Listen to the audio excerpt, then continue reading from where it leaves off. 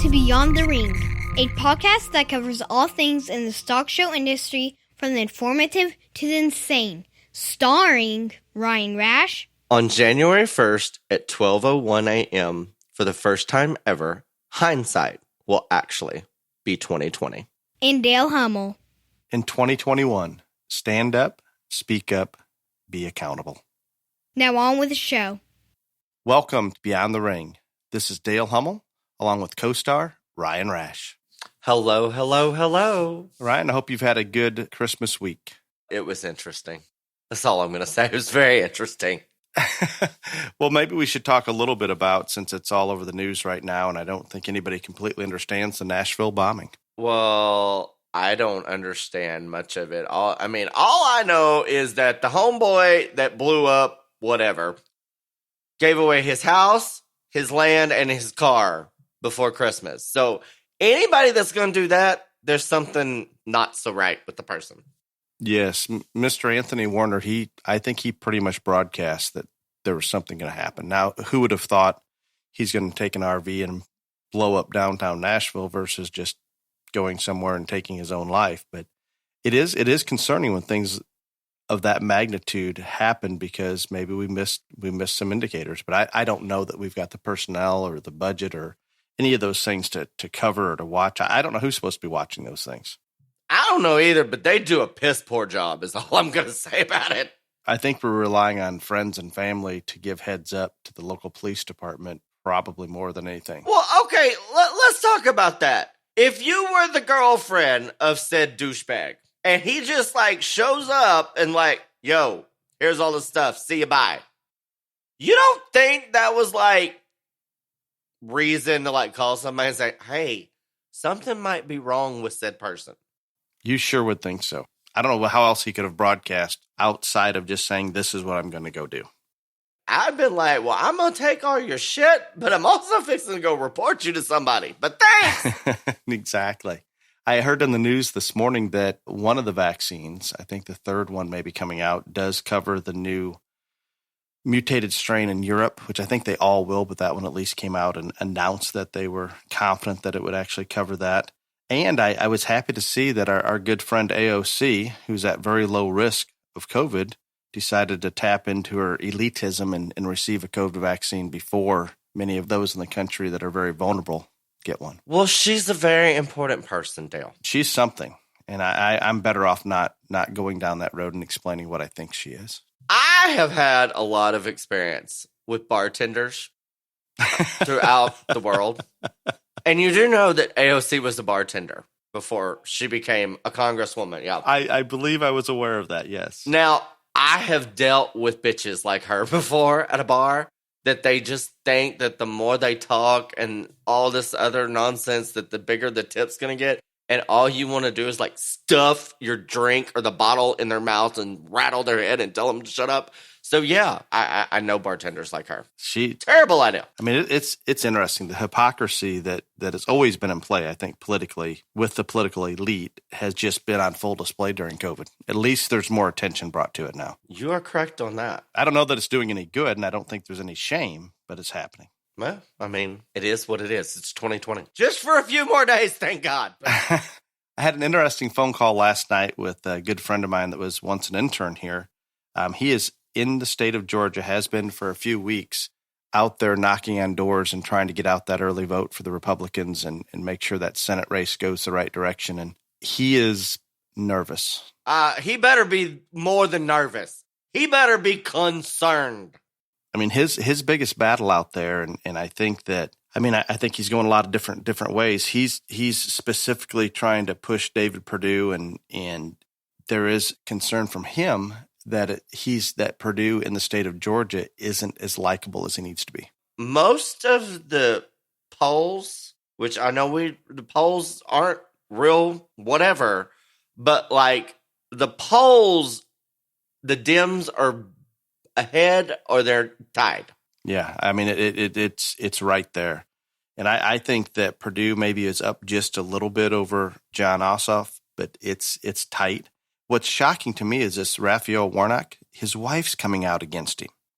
this Loeffler that's running against him, I think, is getting that word out. But there's got to be some reason that he's even competitive in the race when he's openly has done so many things that you would think the voting public would be against. Yeah, I tell you what makes me extremely nervous. I'm going to go back to what I said last week. I'm telling you, from January 4th to January 6th, I think it's going to be quite an interesting little 3 days there. After talking to him, I'm more nervous now than I was before on how the outcome is going to be. January 6th is the last stand. You do realize that for Trump. Oh, yes. I mean, until he runs again in 2024. Like, that is it. And you're very convinced he's going to run again. I think he'll run again, but there's no question in your mind, is there? Well, I think there are a lot of very capable rising stars in the Republican Party. The governor from South Dakota that you think is so hot, and Nikki Haley, and even some of the Trump children, more of the females instead of the males, but the daughter-in-law, Laura, Ivanka. I think that all of those ladies are very capable, good candidates coming up. There's a few men that are out there, but I don't think any of them can even match right now or come close to the enthusiasm, the support. Like, and I'm one of these people. Like, it's almost a cult following for Trump.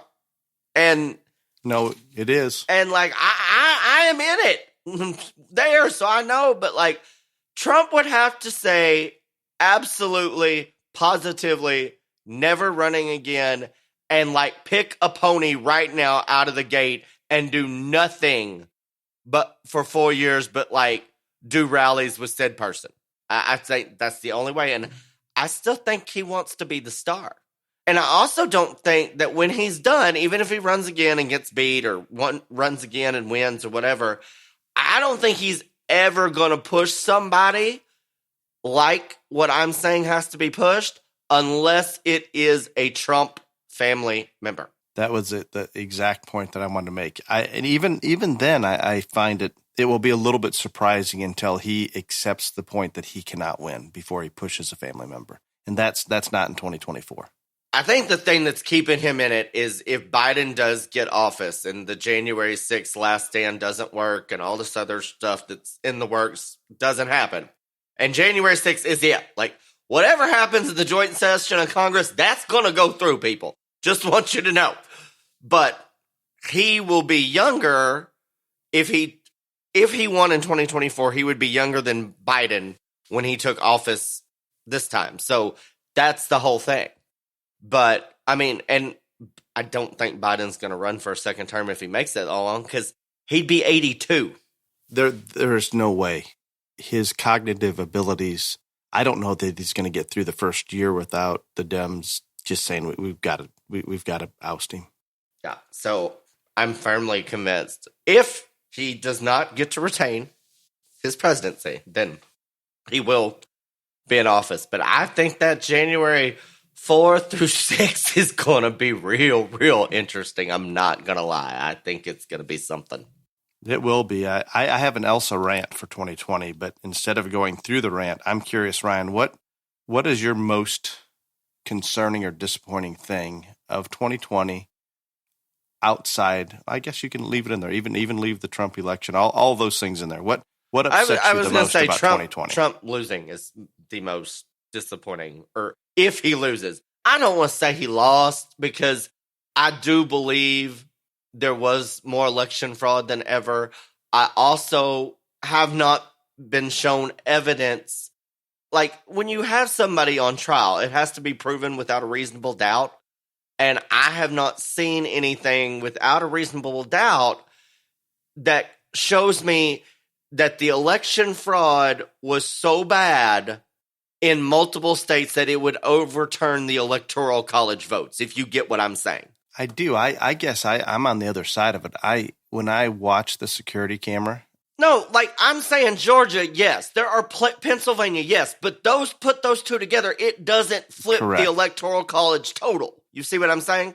and I think you're dead on, but I assume Detroit and a few of those other places, Milwaukee, I just know how deep, or I have a feeling how deep the corruption has been there. Not just this election, but it has been for a long time, very similar to Chicago. And you're right. I don't know that it can be proven beyond reasonable doubt or any doubt, but I do have this gut feeling that not only was it there this year, but it's been there for a long time. Yeah. So I don't know how to rectify it. I don't know how to implement a procedure that rectifies the problem, but in my opinion, there is a problem with voter fraud and being able to get away with it without accountability. And that's the direction that I'm going in. And I'm going to say that Trump, being in the position that he's in right now after the election, with Biden having the electoral votes at the moment, is the most disappointing thing. But a very close second for me, and including Trump, and I know he's had a lot of distractions and he's doing a lot of different things, and he's done the best of anybody so far, but the zero accountability for the way China, let's use the word, handled the virus, even though I could go much, much stronger. How did I guess that China was going to be your number one disappointment? I fall asleep thinking about how they've screwed the world over, and I wake up thinking about it. It's a problem that I probably need to let go of it, but as soon as I let go of it, then you're like the rest of the world, and there is no accountability to China, and they continue to do what they do. No accountability right now with all the Russian espionage and cyber warfare and everything that's going on. I determine in my logical way of thinking that right now we're in a Cold War with China and Russia. You don't have to convince me, sir. The problem is and I think we're losing is my concern. Oh, you think we're losing now? You wait till Uncle Sleepy Creepy JoJo gets in there. It is lost. It is over. It just gives them the keys to whatever they want. It just it is bad. It is concerning to me. Another disrupting thing. What about the rioters out there destroying businesses with, again, guess what? We have something that comes in common here across the board. No accountability. They're still rioting. They're still rioting. Not as bad as maybe they were at one time. You still hear about this new autonomous zone popping back up in Portland or Seattle, and Portland's not even a part of the United States anymore. No, it's crazy. What about when my friends, and you and I will disagree with this, my friends the McCluskeys try to defend their home and then they're indicted, Ryan? And they did nothing wrong. Nothing wrong. That concerns me. I can see myself standing on my front lawn with a gun, with rioters walking by, standing there with a gun just so they don't take a right turn into this direction. What is wrong with that? Dale, if a group of rioters make it out, I don't even know where you live exactly, but I got a pretty good idea from what you told me. They make it out that far, they are coming into your gate, so you better have more than one gun. It's concerning. What about the small business owners that are arrested because they're just trying to open up their business? Right there in Texas, your hairdresser. I think the people that have took it the most this year are small business owners. And I will say that when this whole Rona nonsense started, they did pass a lot of legislation to help them out, paycheck protection program, all that stuff. And that was really, really good. But since then, not much. And Trump signed the COVID relief bill today for the $600 to get Nancy and the rest of them to give Americans an additional $2,000. And the stock market hit an all-time high. And why I think that's great. And the stock market is a very good indicator of a lot of things. Local and small businesses, they're hurting because the limited capacity, the shutdowns, you name it.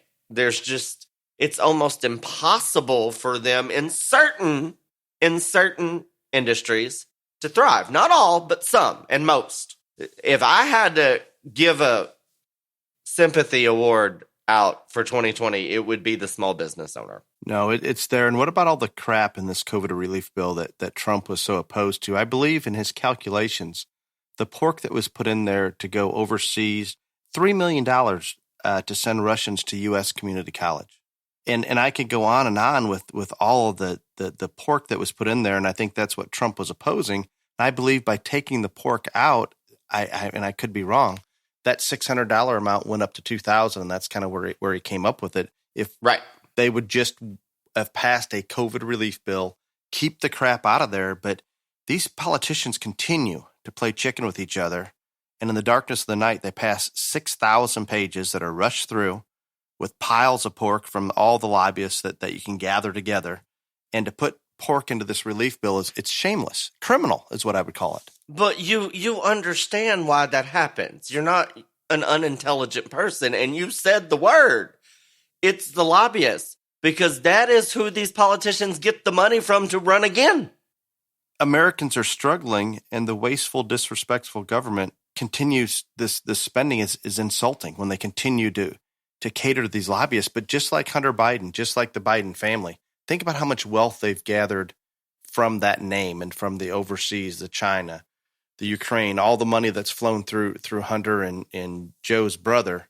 It's amazing to me. And think about what his salary is. It's not that great. I'm not saying it's a terrible job or a terrible salary, but it's not that great. And think about all the wealth that a lot of these elite politicians have that may not have started with very much. Where did it come from? You already pointed that out, sir.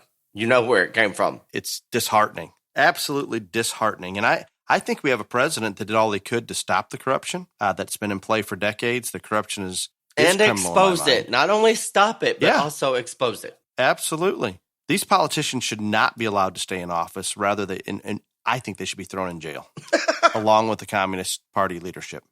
Throw them all in jail. China!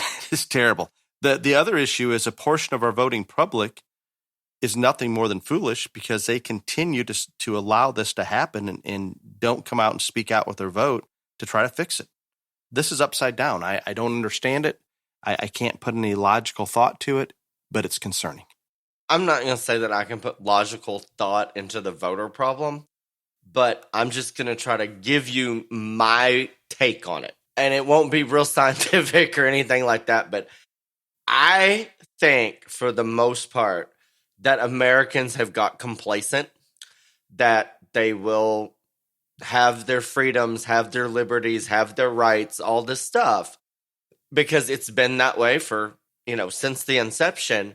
And they do not realize, or if they don't realize, they just choose to ignore the fact, especially in this past year, we have seen how much of that can be controlled, manipulated, and dictated by the government with a man in charge that is so pro-freedom, liberty, your rights are inalienable, all this other stuff. He's the head guy in charge, and yet still we have been limited and told and dictated what to do in so many areas of our life over the past 9 months.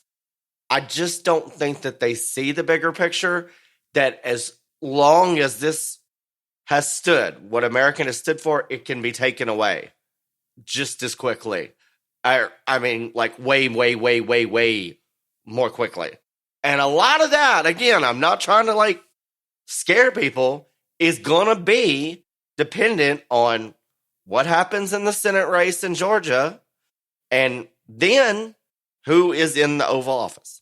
No, and it is shocking to me, and Ryan put it so well, this year of all years, how many freedoms were taken away and how we were under dictatorship from our governors, and yet we still come into this fall election, and it appears to turn out the way it does. That's what frightens me the most, because I think it was under the spotlight as much as it possibly could be, and the voting public appears to have gone the other direction. Yeah, no, I'm with you on that completely. I think the most unfair thing about all of it, and you're not going to agree with this, and that's okay. The most unfair thing of all of it is the weight of America now resides in one state. Oh, I agree with that. I don't like it. The fate, the future, the weight, it all resides in the state of Georgia. And I think that's just awful. Not just for the people in that state, but for the nation, for all of us. I just think it's terrible. Terrible. I hope our Georgia friends that are listening, guys, don't just get out and vote. You need to grab every voting eligible person that you can grab a hold of and make sure they get to the polls, provided they're voting the right direction. I don't know what else to do other than just plead with everybody in Georgia, especially our listeners, get as many people and get out there and get that job done, because it's got me very, very nervous. And I look at this election in Georgia, and Ryan and I have said this before, as or more critical than the actual presidential election at this point. Where we're at now, there's no doubt it is. Not even close. And we've maybe exaggerated before, or you think we're exaggerating? Nope. This Georgia election is in my mind the most important election that I've seen in my lifetime. And I know it's getting a lot of press. I know people talk about it, but I don't know that everybody completely understands the magnitude. I am going to say it is the most important election that has happened since America was formed. No, and it's there. I did have some good news. I saw an article the other day that the packing plant COVID numbers have subsided and actually very, very low. You understand why that happened, Ryan? I'm sure you're going to tell me. Oh, remember, I'm a pretty big fan of this doesn't go away until we get herd immunity. And in those packing plants, you remember how hot they were in the beginning? I really believe they've probably reached that level, as have some other states. And you make fun of South Dakota and North Dakota. But I think we have microcosms. I do not make fun of South Dakota and North Dakota. You tell me there's no people there, so we can't use an example. There is very limited people in those states. It doesn't matter how many people are there. We can still use it on a percentage basis on this herd immunity. We're getting there. We're going to be there. It's coming. Lord. I had a chance to visit with some of my friends in Argentina. I was concerned about the National Cattle Show in Palermo taking place in July, and Argentina right now, as we speak, is 100% open. Wow. Not because of low COVID numbers, because they came to the realization that that country cannot survive locking down any further. They just can't. And they accepted it, and they've opened everything back up. I'm sure their hospitals are under pressure. I'm sure that the vulnerable, if they are not being protected, I hope that they're putting all their assets towards protecting the vulnerable, like we've talked about here. But they're 100% open. And with that, combined with the vaccines that are coming down the pipes, it's a matter of a couple months before, if not sooner, before they hit herd immunity, if they're not already there now. And we're seeing this in other countries as well that have not locked down. They're there. And we could have maybe reached this much sooner. And it's a shame in hindsight. And I know it's so much easier in hindsight. But if we could have absolutely locked down the vulnerable. Now, when I say that, what about that worker that's 70 years old at Walmart, or any of these others, let's say even over 65, that are out there in essential jobs that we could have said, hey, stay home. We're gonna pay your salary. And that would have been a fraction of a lot of the relief monies that have been spent to truly protect those that needed protected. And I think we did an average job at that at best in hindsight. And if we could do it all over again, we lock those over 65 down, secondary conditions, and the rest of the world is wide open. And I think history will prove that that is the direction that we go next time we encounter a virus on a similar playing field. Back to Argentina. Yes. What is their government like there? Are they socialist, communist? What are they? No, they're set up, and I assume more like England, but they had a conservative party in play up until here recently, and the more liberal party came in. And that liberal party has been very negative towards the cattle production. I'm only hearing that side of it, where they really want to control how much is produced, how much is exported. They want to keep the people of Argentina happy by keeping food prices low. So they eliminate what's allowed to be exported to keep a flood of beef on the market, and they eat beef morning, noon, and night there. So they can go and buy beef for almost nothing, but it's putting these cattle producers out of business, and cow liquidation is crazy. Okay, I just needed some simple answers here. I did not need a dissertation. I'm thinking there's a big cow show, it's 100% open, shit goes to hell here in Georgia. Then you said you were looking for an island. Maybe we find a home in Argentina. Maybe. I don't feel as, corruption, I think, is Chicago-like. Okay, you live right there. You've made it all these years. We'll be fine. You own guns. You're right. No, I think there's places to go. And what's shocking, I have friends that have been in Cancun and Cabo, Mexico, and I guess I was just under the impression that we couldn't go there and back. Maybe I'm pretty sure you're not supposed to be going. I mean, I know several families that I over do this too, Christmas but I'm break. also going to say that I think that you're not supposed to be going unless it's essential. I'm a little upset I didn't go. That's where I get upset about it. Uh-huh. And still, Ryan, and obviously we've talked about this before, Ryan may have had COVID asymptomatic. I don't believe I have. I had an antibody test maybe a month ago. I still am absolutely puzzled by the whole matter. I do occasionally have Ivomec in my hands. Yeah, like daily. But anyway.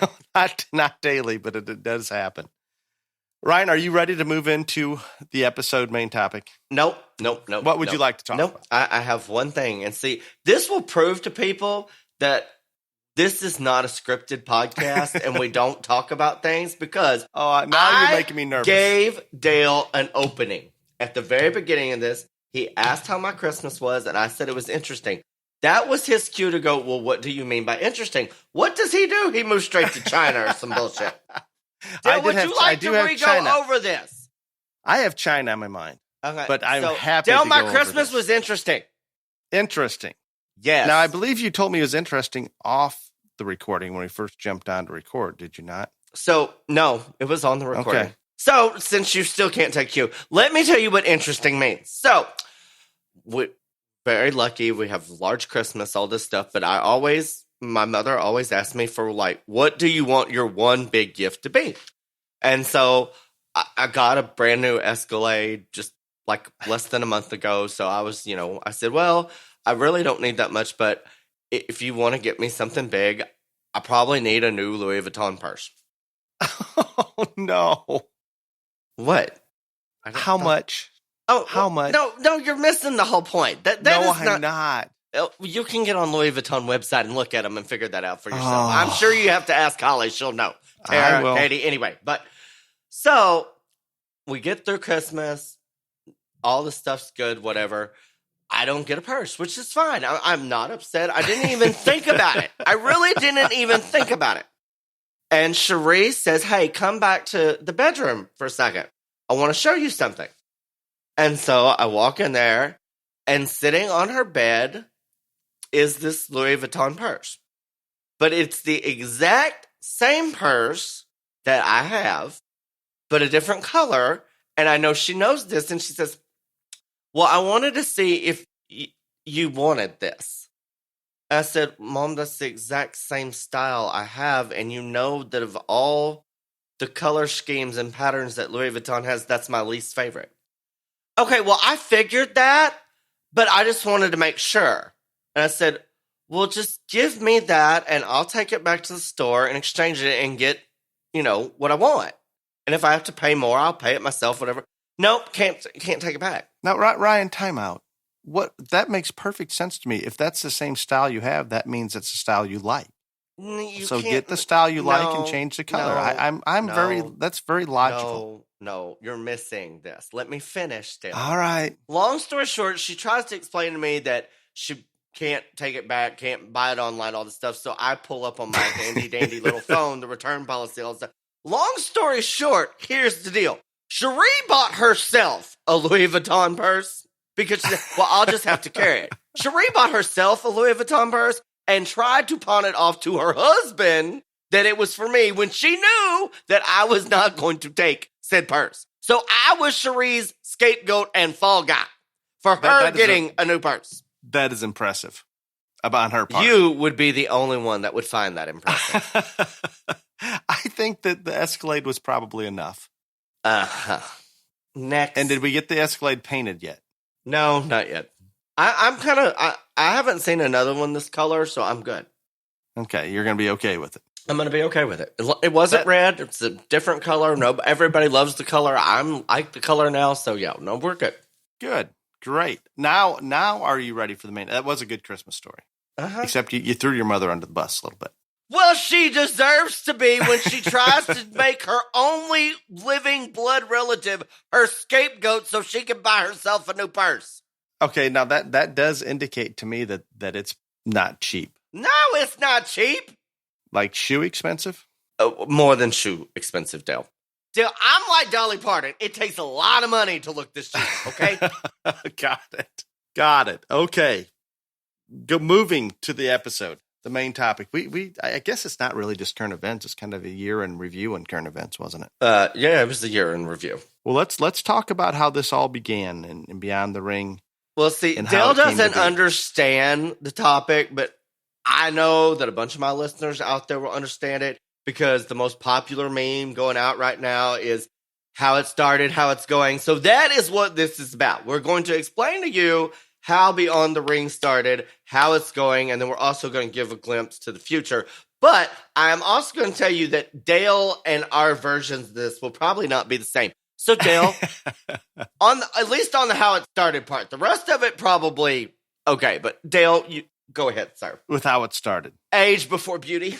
I can do that. Well, I guess in my mind, and thinking about interacting with the stock show community and those that I interact with on a daily basis, there was a void in terms of information reaching a large portion of those that are starting out in the stock show world or just beginning in the stock show world or wanting to get into the stock show world. And thinking about that and that need and desperation for education and information, I had thought about how can we reach that. I was not familiar with podcasts until I was asked to be on Stock Talks podcast, one that Ryan was on, I believe, a couple months prior to myself. And it opened my eyes. They were doing a podcast basically interviewing people in the livestock or stock show industry or the ag industry in general. And I thought maybe we could take it a step further and leave it a little more wide open toward what our listeners would like and maybe just discussing different topics in the stock show world. And if we could do that and make it a little bit entertaining, I think the entertaining part obviously came as soon as Ryan jumps on board. It's just going to be that way. But I think this is as a platform that has become more popular than I even originally thought it could be. And we need to do everything possible to better our industry. And I think that we've had that notion, or I had that notion initially, but it's really evolved into being even more so than what I thought it could be in terms of reach. And when I proposed this to Ryan nearly a year ago at the Arizona Nationals, he was very open-minded to it and agreed to jump on board. And it kind of took off from there. And I think what a lot of people probably do not realize is that the lack thereof discussing the current topics or anything that we're doing ahead of time outside of we're trying to decide, okay, let's bring in this guest because they're an expert on topic A, B, or C. Outside of that, it's very much just, I guess, from the heart and somewhat Ryan and I would talk about it easy because it's information that we feel comfortable discussing and try to be as transparent about it as we possibly can. So that's, in my mind, that's how it kind of initiated. The key factor that I want to bring out before I get too far into it is Ryan and I knew very little about recording or podcasting or any of that information. So I had a good friend recommend our producer Clifton to us. And if you can only imagine, I give this guy a call and I say, hey, we want to start a podcast. We know nothing. We need a list of equipment to order. We need you to guide us through whatever we need to do. And I'm a little bit anal, a little bit opinionated. And then we have the gay conservative. Think about the first time Clifton tried to record or visited with Ryan and I, and he's still here. And he does an amazing job, but I'm afraid any other producer out there would have said, no, I'm out. I don't think this is going to last a couple episodes. Are you done, sir? I'm done. That was my beginning. That was his beginning. Okay. So the most true and valid point of what Dale just said right there is the old Clifton thing. And like, props to Clifton. Because, Lord, I mean, when Dale says he knew nothing about it, at least he has children that listen to podcasts and knew something about it. I had zero experience with podcasts other than being on Stock Talks that one time. I didn't even listen to that episode. I had never listened to a podcast at all until we started this. And they forced me to listen to the first one, and I think I've listened to 4 in their entirety of the whole thing because I hate sound of my own voice. But anyway, but yeah, Clifton, the fact that he made this happen and he's still here and he puts up with the insanity that is the gay and the analness that is Dale Hummel, yeah, props to him. But there was a little more truth to what Dale said. But last year at Phoenix, we go out to dinner. And I also want to bring up that, like, Dale and I were friends, but, like, also probably not as good of friends as what most people are that start a podcast together. We saw each other at shows. We communicated through text and phone calls, once a month, couple times a month. But that was kind of it. He brings this idea up to me. We'd talk about it. And I was like, sure, I'll try it. Fine. All this. But the truth of the matter is, and while I'm going to give him shit about this, it's also, he is very valid. Dale thought the people needed to hear his opinions. And he thought that if I came on here with him, somebody might listen. He did not bargain for the fact that I would argue with him as much as I have. But Dale is, in all honesty, extremely intelligent and knowledgeable. And of all the people that I have dealt with in this industry, I think he actually has kids and families at his core, what they need, and like his heart is with them. And so while he also wanted his opinions heard, he has a valid reason for that. But that's how I say it started. I think that's relatively accurate. And I think the entertainment value, obviously, and when I had thought about who to try to do this with and bring Ryan on, there was no question that Ryan has a following and the entertainment value. And it's interesting to me when I'm able to watch Ryan judge a show, and we've talked about this before. Not only is he going out there and educating and explaining what he's doing in the ring, but it's entertaining for the young people showing under him, entertaining for those in the audience. And there's no reason, I'm not saying that all of us need to go out there and judge shows and try to entertain, but when you can bring education and entertainment together, I think success follows, and it's very, very popular. And I think that's a lot of the following and why those kids want their parents to drive 7 hours to show at a jackpot show under Ryan. And it's interesting, and it's an unusual combination. I couldn't tell you how different Ryan and I came to be, but I think a lot of our goals as Ryan and I got to know each other better are just dead on track. And I think a lot of our conclusions, and luckily our political views, are probably as close as you could get. That is all very true. I do have a question for you, sir, because I've never asked this before. I remember the first time I met you, and I met you at the Belt Buckle Bonanza. You were down there for the goat show, and Mom was over there, and she called me, and she said, I have somebody I want you to meet, whatever. I met you, and you're lovely, adoring wife, Holly. I remember where I met you. I think you said the first time you saw me was at Houston. Not necessarily the first time I saw you, but the first time outside of you being in judging contest. And I don't think I'd seen you judge a show prior to that. But when was the first time you saw me judge a show? I don't even know. I don't know. And I couldn't even tell you a date on there at Houston, but it would have been probably roughly 15 years ago, maybe more. Yeah, but I don't know. But that memory and old age and those kind of things are fading fast. There you go. I didn't make a very lasting impression if he doesn't remember the first time he watched me judge a show, people. I'm just saying. Well, I don't know. The Belt Buckle, was that was it a year that I was down there judging the Lamb Show or down there helping clients? I think you were doing both because you judged the Lamb Show and you had goat people there. Got it. I could not have made a better decision. And although he is a challenge to argue with. That's putting it mildly. It has been a great ride so far, and that takes us into the current, Ryan. And why don't you take us where we're at now?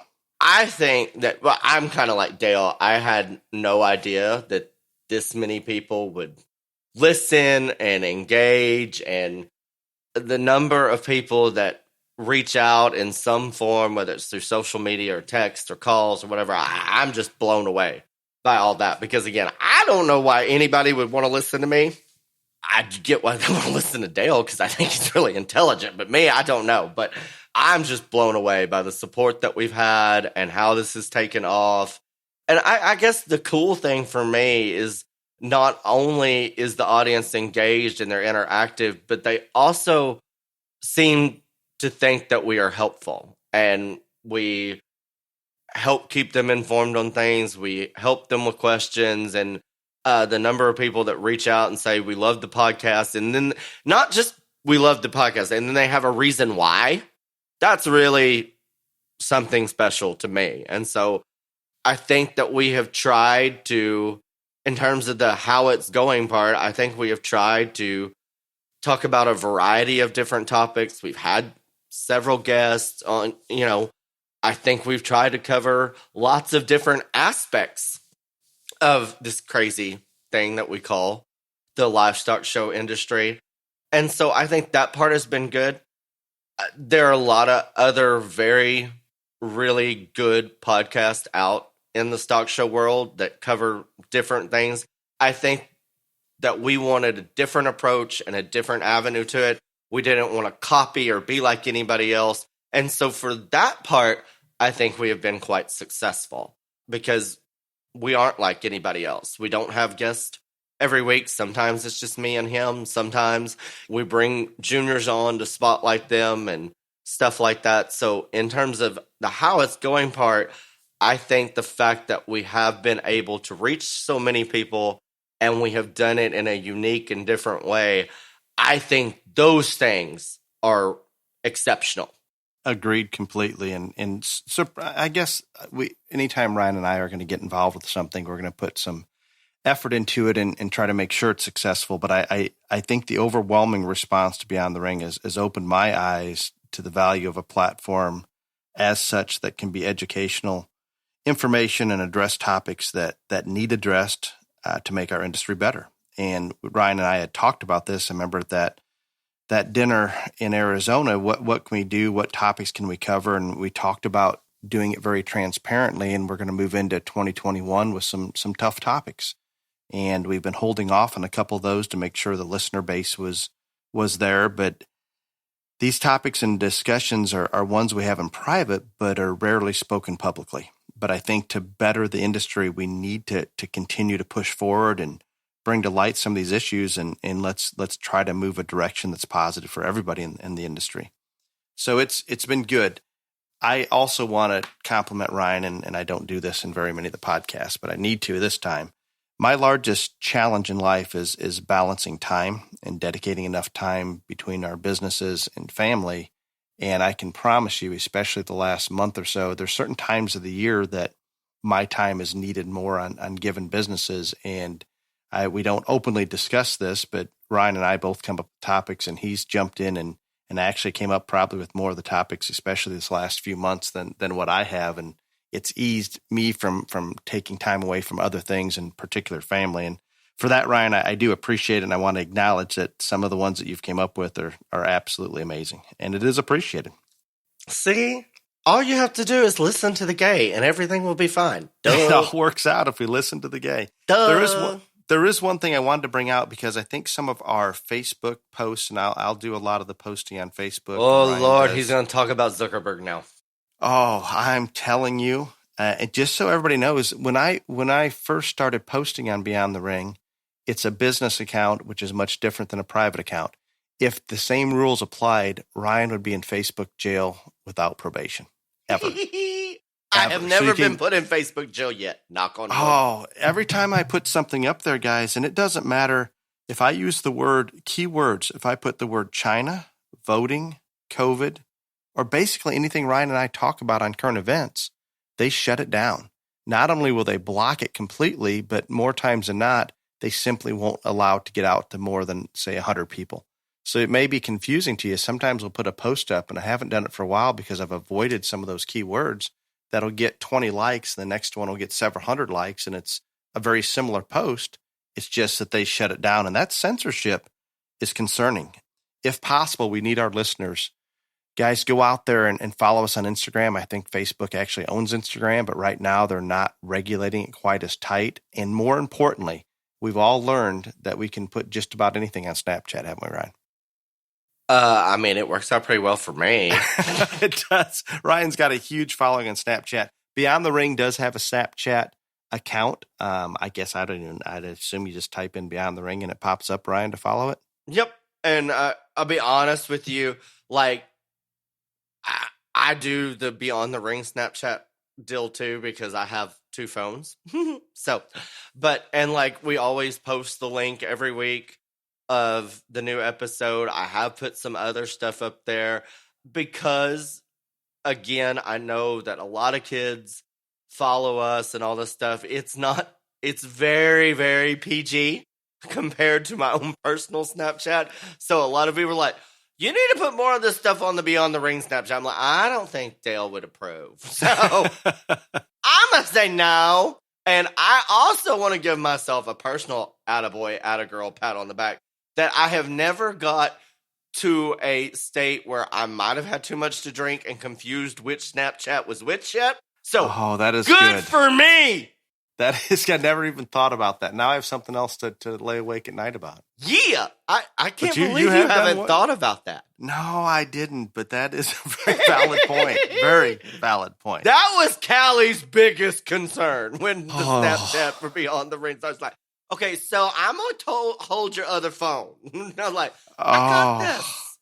Thank God for Callie. She is on this. But in all reality, this social media issue, and I use Facebook in all of our businesses for advertising and so forth, but it's becoming more and more restrictive, and I don't like supporting it. I don't know that I have another avenue at this point. But if you could, please follow us, especially on Snapchat, because I think that's always going to be an avenue that we can get information out there and probably not censored. We'll continue to have the Facebook page and we'll continue to post. But when some of those posts just don't make sense, that's because we're avoiding some of those key words that seem to get us shut down. And it's a lot of our current events, Ryan. I don't think anything we're talking about in our main topics is probably an issue, but they do not like our political discussions and they do not like our opinion on China. They also think we're a dating service for some reason. They do. That's what it was always the excuse they gave is something about, I don't even know what the message was, but I think I texted you a picture of it. Yeah. They're like dating service. I was like, what the hell are they talking and I don't know about? what keyword could have possibly triggered that, but something did. And multiple times this came up. Like, I was like, you got to call these people and explain to them that we may be a lot of things, but a dating service is not amongst them. That's not there. I did notice that I was able to get away with spelling China differently in there you go. Released, but I think they're becoming more and more restrictive, even though they're being held accountable a little bit by the Senate and President Trump getting on them a little bit. But I don't see the change. I still see them censoring pretty hard. No, yeah, unfortunately, I think that will continue to go that way until our lovely elected officials do something about the social media conglomerates out there. But who knows what will happen with all that? That's kind of how it started, how it's going. As far as the future, Dale did talk about, like, we're going to start out 2021 and we're going to tackle some issues, as he said, that most people will be very uncomfortable. I don't think they'll be uncomfortable with listening to, but they would probably be very uncomfortable if they were us talking about them. And I also don't want everybody to think that we're just going to go on some, like, Sherman's March to the Sea and leave nothing but, scorched earth and naked babies running around here in terms of the livestock industry. There's no two bigger supporters of this industry that I know of than Dale and I. But also, when I signed on to do this with Dale, the one thing that I told him, I said, if this takes off and if this goes places and whatever, then we need to tackle the issues that most people won't. And just like in any other industry, hobby, or sport, there are things that need to be improved and made better. And that's universal, people. Whether it's a profession, a sport, a hobby, whatever, nothing is perfect. And our industry and our passion is not perfect either. And so there will be some topics at the beginning of the new year. We're going to try to balance them out. It's not all going to be doom and gloom and all that, but we are going to tackle some of the issues that most like to avoid. And so I look forward to that part of it. And these are not issues that just Ryan and I have concerns with or just pulled out of the air. Obviously, we're aware of them, but we get a lot of interaction, and Ryan had talked about it earlier, from our listeners. And those of you out there want some of these topics addressed because they aren't being addressed. And you've brought enough attention to them, at least from my end, that, yeah, I think we were going to address them anyway. But that encouragement is good. And knowing that you feel it needs to be done, we certainly can take it that way. No, I mean, we didn't invent these things. But I just don't think there's a great deal of many people that, and I'll just say it, will have the intestinal fortitude or balls to get on a podcast and say, look, we know this is here. We know this is out there. Y'all tell us about it. We see it. It's there. What are we going to do about it? How do we think these problems can be solved? And so, that will be a big focus coming up here in the first part of 2021. And I look forward to, those challenges and tasks ahead, and any criticism or complaint that comes with it, that is fine too. Because again, the biggest thing for me is if we were going to have a platform and it was going to reach people, that I wanted to do things that could actually try and make a difference and get people discussing the positive and the negative of what this industry is, so we can continue. Change has to happen, no matter what. In everything in life, you have to evolve, you have to change. And so those are the things that I want to talk about and have out there so we can grow, continue to prosper, and thrive as an industry. No, agreed completely. And there are a couple things that I would have liked to have accomplished even by this point, but we can use COVID as an excuse and other things. But post-COVID, I know Ryan and I had talked about trying to do some live recordings at various shows, and I think we're still on board to try to do that. A little difficult with COVID and obviously time restraints that are inhibiting. And there is another one that Ryan and I have discussed, and Ryan gives me a hard time that I don't jump on board quite as heavily, but I genuinely believe this. Ryan has discussed possibly putting on a national show at some point that we could get behind and sponsor and organize. And I'm going to be very open. I don't have personal experience running a show, and time restraints would be a challenge, but I think it's something that needs to happen. And Ryan's abilities and his prior experience doing such, if we could maybe put out there, here's a show that we're going to do our best to keep it exhibitor friendly, and maybe set an example on some different areas. I don't think we'll ever do anything perfect by any means, but at least try to open eyes to maybe some new ways to do things. And I think COVID has already done that, and I think we're going that direction. So I am Ryan, even though he's gonna say that I'm not willing or as excited about something like that coming about, and I don't know when it's going to happen, but I think the concept is great, and if we can pull something like that off, or more so if Ryan can, it would be a phenomenal experience. Oh, I'm thoroughly impressed you even brought that up, Dale. But well, I thought I would better. It's something that needs to happen. I guess I'm always one of those person that kind of and I know it sounds, pretty cheesy, but be the change you want to see in the world type of person, and don't just talk about doing things. If you're going to talk the talk, then you need to walk the walk. And so as we move in to these topics and things that we've talked about before, yeah, I have discussed with Dale multiple times about having a national show and implementing the things that not only we believe are important for a successful show, but also the things that our listeners tell us they would like to see more of. And again, the biggest holdup, I'm going to blame Dale a little bit for this, but I've also, when we've got down to the deep, dark discussions of it, I always agreed with him in the end. There's been so much disappointment in 2020 that we didn't want to say, you know what, this is what we're going to do, and this is when it's going to happen, and this is where it's going to be. And then you get there and circumstances beyond your control make it impossible for that to go on, because having a show of the size and bringing in everyone across the nation, there's not just everywhere in America that can happen.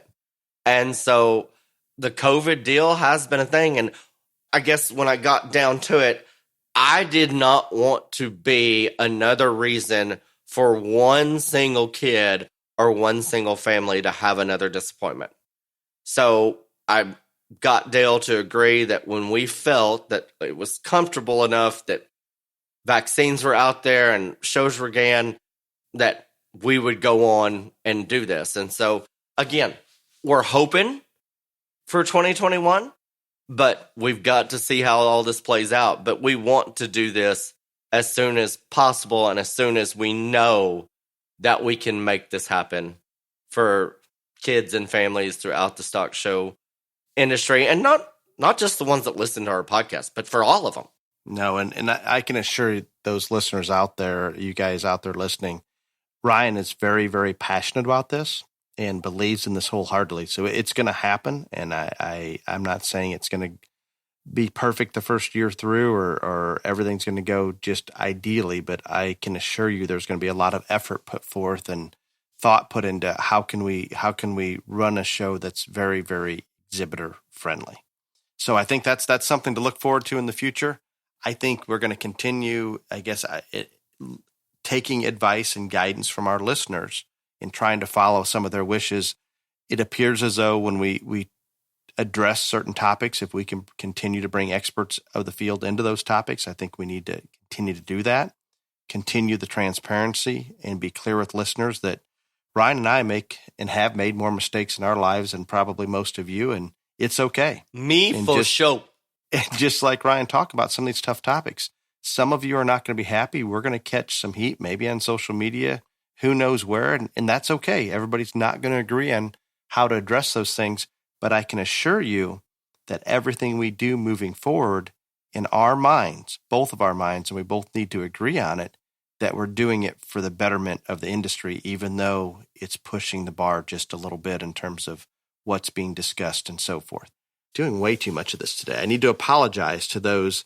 We do have some sponsors out there waiting that have contacted us that I've been very guilty about not getting things implemented, and more of I blame it on time, but I can make the time to do it. So we need to work on that just a little bit more. And Ryan and I don't want this commercialized to the point that's all you're hearing is this sponsor or that sponsor, but we feel very comfortable on those sponsors that we have some knowledge in that area or personal experience with that we can bring on. So after we get done recording today, Ryan, I'm going to make those phone calls and get those calls called back. And we're going to move down that path and hopefully be able to bring some in that are of value and maybe of definitely of interest to our listeners.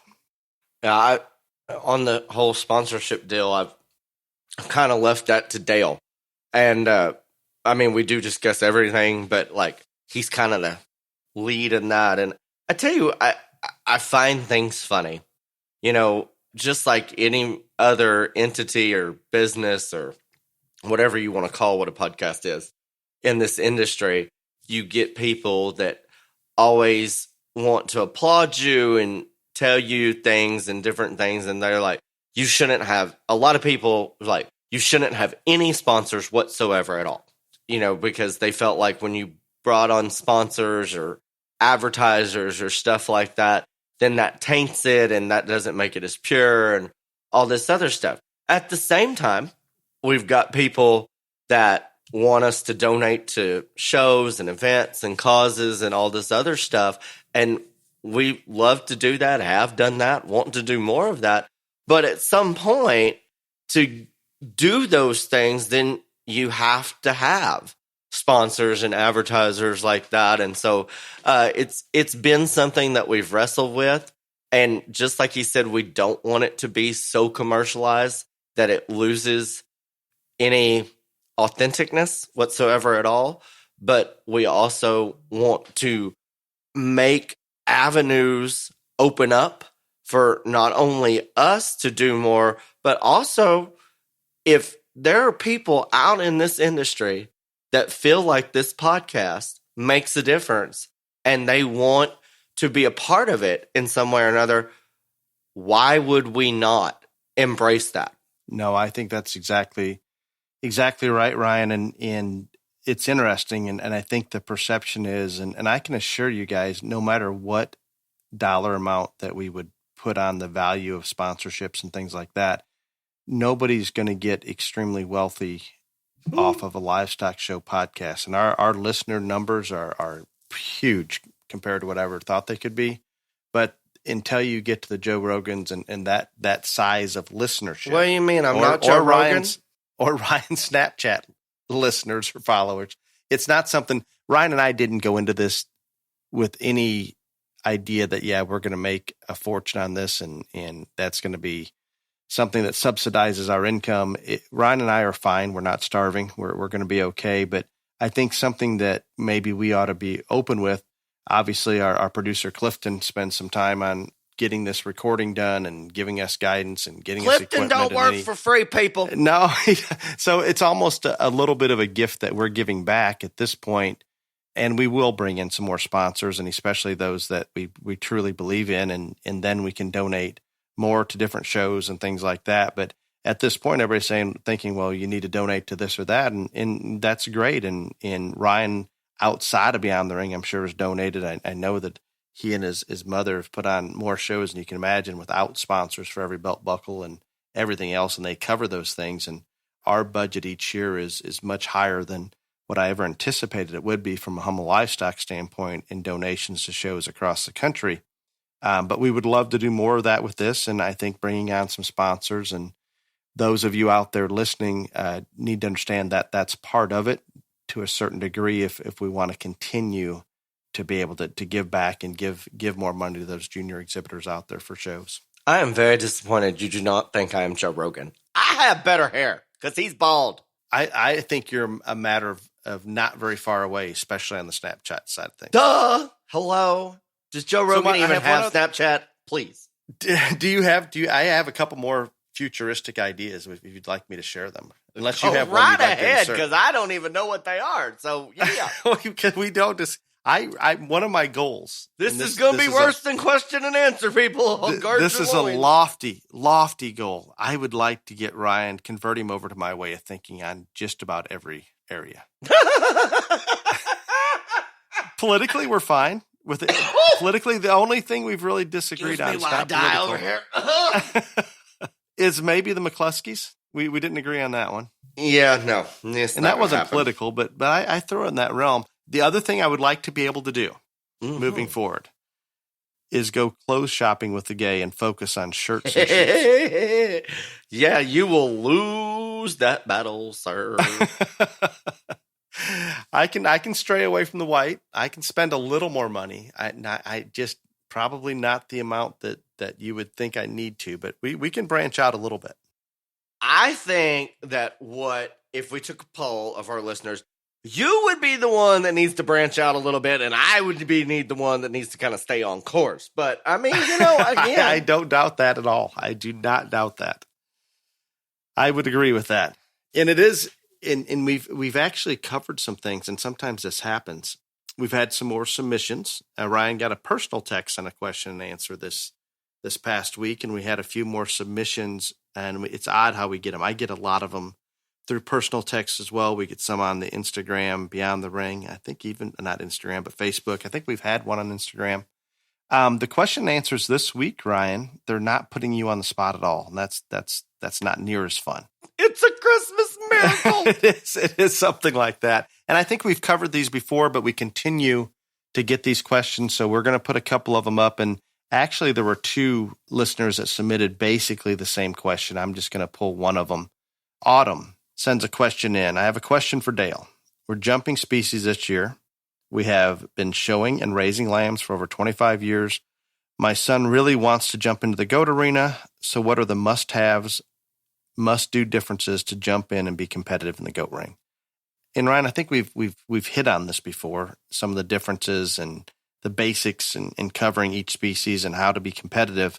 If we were to take it and hit it again and more specifically, the differences maybe between goats and sheep, I think you have the basics that apply across species. And I know this sounds too simplistic, but anytime I'm putting on any type of management clinic or giving advice, one of the first places that I start is water quality and water supply, to the point that we have automatic waterers in our show pens in the barn that are turned off because I can't monitor how much they're drinking. I'm not as comfortable with the water quality. But if I can put it in a bucket that can be rinsed out and cleaned out twice a day and monitor what that intake is, I feel much, much better. And I've talked about it many times. If we don't have water intake, we don't have feed intake. And feed intake is key to success, especially on the goat side. And along with that, one of the biggest things that I believe is overlooked is parasite control. And when I talk about that, that's running fecals at least every 30 days and treating according to what those parasite eggs are in the fecal sample rather than a blanket treatment. Now, maybe you choose not to do any fecal samples and you have a protocol that works in a specific region of the country, and that's great. You've already evolved into that, and that works. But I can assure you that there's some issues out there with coccidia across species that we haven't dealt with before. And just like a lot of our bugs out there becoming more resistant to antibiotics, our parasites and coccidia have become very, very resistant, and there's very few drugs that currently work to eradicate such. So we've got to be on top of these things, or we can do everything in the world. We can spend hours and hours in a show barn, do everything else right, but if we don't have parasite control in check, we're probably not getting anywhere. Goat specifics, absolutes for goat specific.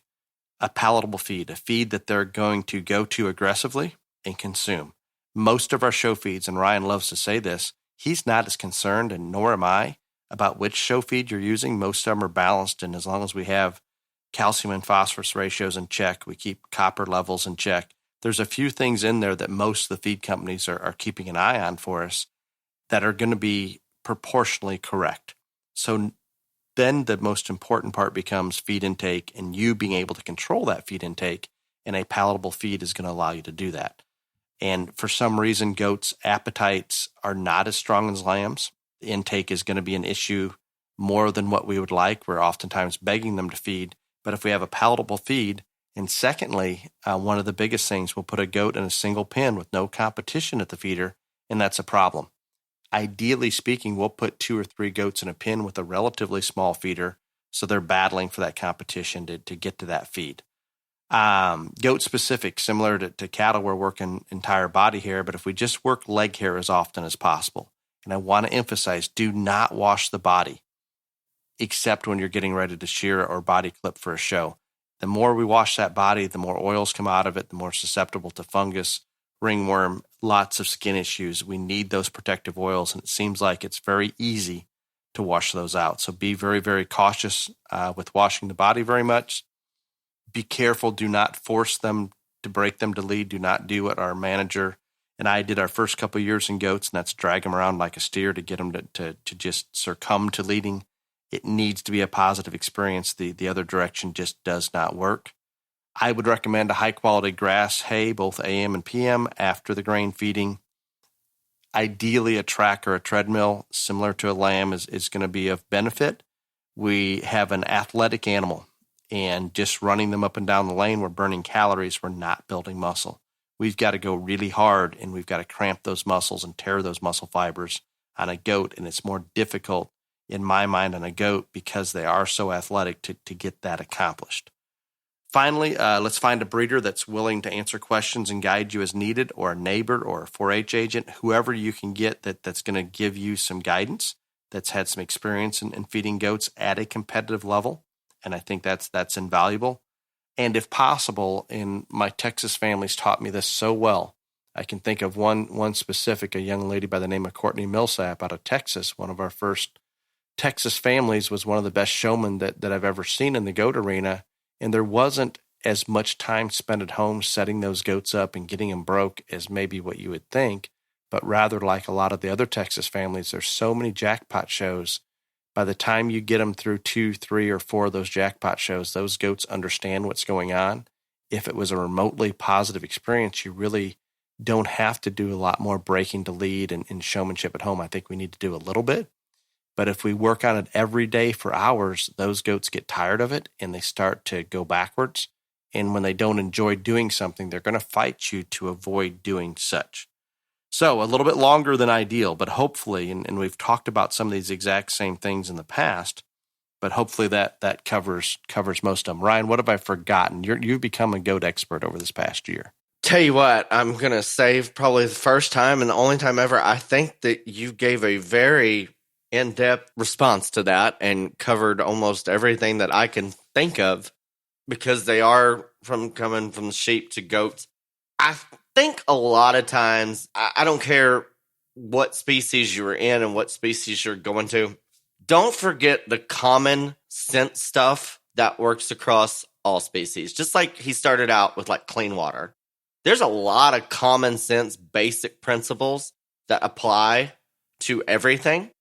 I think we forget that. And I think a lot of us think, okay, we're moving from this, moving to this. It's a whole completely different world and none of it is the same. And I'm not saying that a large portion of it that isn't right, but there are common sense basic things that apply to every species in terms of livestock show industry. And I just think that is a principle and a concept that we forget. And I can apply it to my own personal life in terms of the fact, not only did I show everything, I've brokered and helped kids in every species, but also in terms of sorting, there are not a whole lot of us out there that sort all species.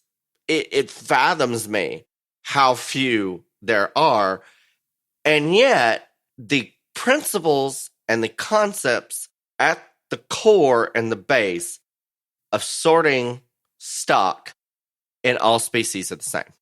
I think that's difficult for people to understand, Ryan, but I can't agree with you more that if people understood how similar going out there and evaluating or whether you're in a show judging those or at home or going from farm to farm, the principles apply across there. And if people would simply implement what they've learned from other species or just common sense rather than thinking, oh, I have to follow what somebody else is doing, let's think for ourselves a little bit and work through some of these things. And it really boils down to simplicity and common sense. And I talk about the water so much. I'm sure people get tired of hearing it, especially my clients, but we go to the extreme that we will take water from home, whether we're showing goats or lambs or pigs or cattle or whatever it is. All the water that we're going to give them at the show comes from home. And when you're showing some calves, that's a lot of water to take the show with you. But I'm that anal about making sure water intake's high.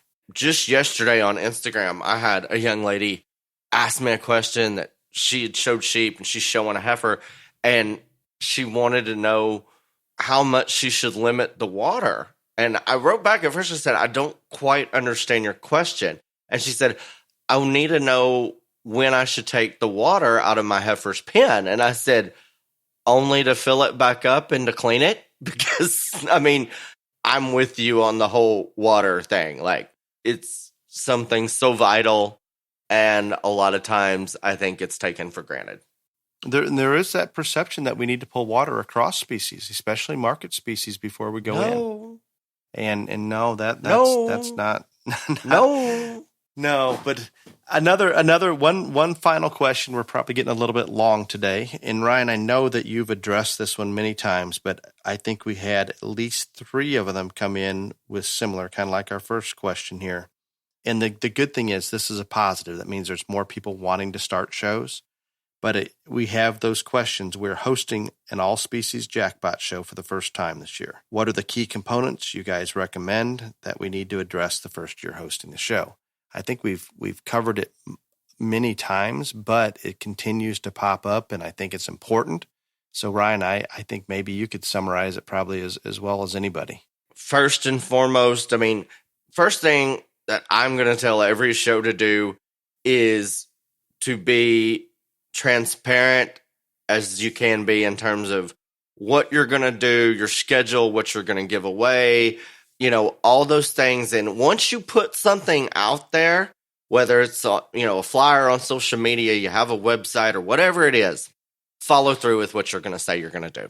And it's definitely the most important thing for a first-time show, but for all shows. I think once you put something out there, it's in circulation, it's in print, then you have to follow through with what you're going to say you're going to do. After that, I think awards or prize money that you're going to give is going to draw people.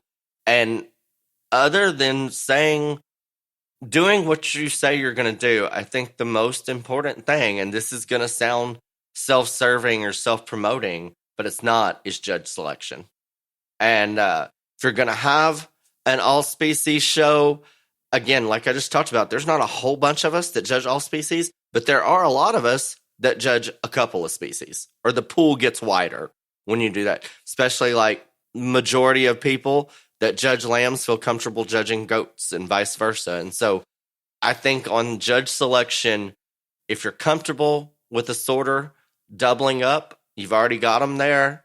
That saves not only the show money in terms of expenses, travel, and hotels, but also if you're comfortable and competent, and that person is competent, then that just gets you more good quality judges in all the rings.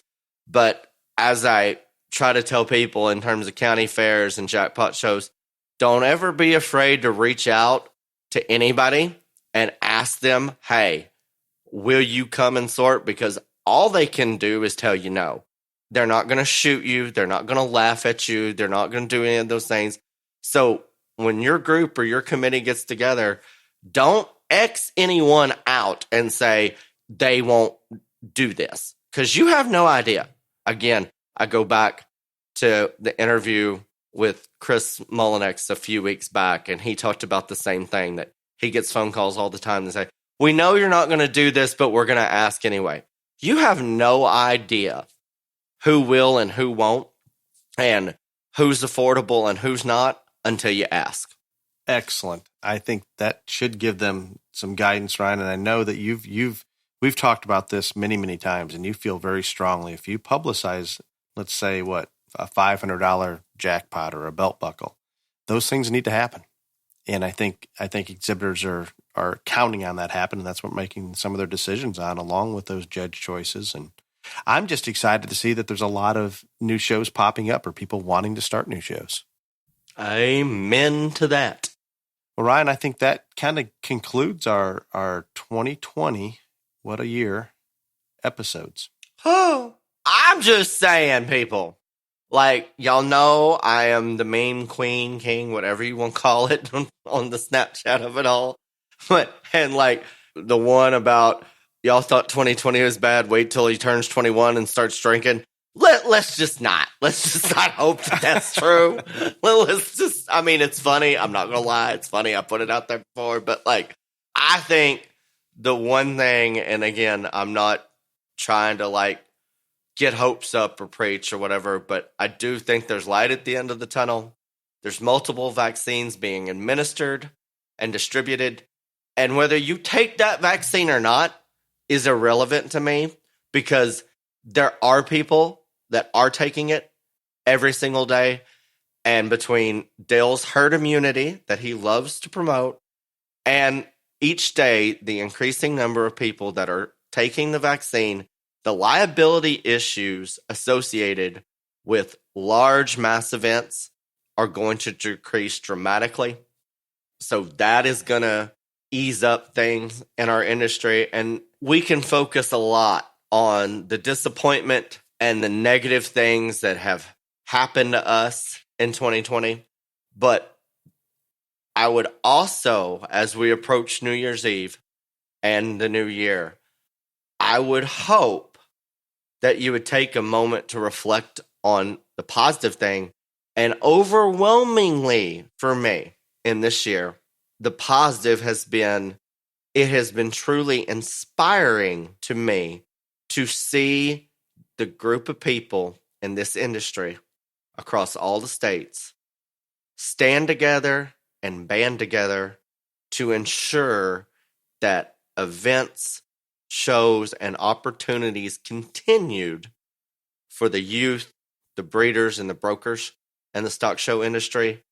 and the determination that this talented and overwhelmingly phenomenal group of people that encompasses this industry, the determination that they have shown to not only make sure this industry survives, but it also thrives. And I hope that that determination only continues to build and grow, not only in 2021, but for years and years to come. Amen. Perfect. Ryan, until next week, be safe. Y'all come back now, you hear?